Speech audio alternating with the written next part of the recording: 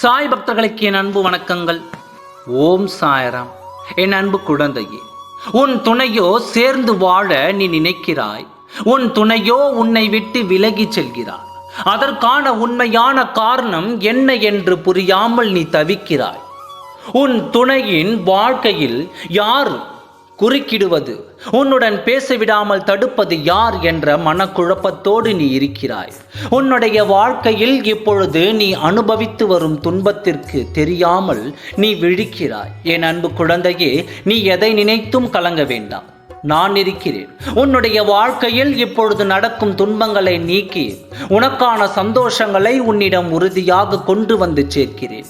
உன் துணை உன்னோடு பேசவில்லை என்று சொல்கிறாய்.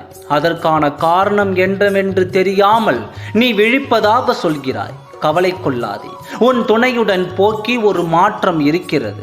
நிச்சயமாக அவர் உன் மீது இருந்த அன்பில் இருந்து விலகி இப்பொழுது விலகி செல்கிறார் என்பது மட்டுமே நிதர்சனமான உண்மையாக இருக்கிறது. உன் துணையை அழைத்து நான் பேசினேன். அவர் மனதில் உள்ளதை என்னிடம் அத்தனையும் சொல்லிவிட்டார். நிச்சயமாக அவர் உன்னுடன் வந்து சேர்வதாக எனக்கு வாக்கு கொடுத்திருக்கிறார். அவரை உன்னுடன் அழைத்து வருகிறேன். மீண்டும் உன்னுடைய வாழ்க்கை சந்தோஷமாக மாறும். யாருடைய வாழ்க்கையில் யாரும் அவ்வளவு சீக்கிரம் குறுக்கீடு செய்கிறார்களோ அவர்களுடைய வாழ்க்கை எப்பொழுதும் கஷ்டமாக இருக்கிறது. ஏதோ மனக்குழப்பத்தால் வாழ்க்கையில் நிலை தடுமாறி என்னிடம் சென்று விட்டதாக என்னிடம் ஒப்புக்கொண்டு விட்டார்.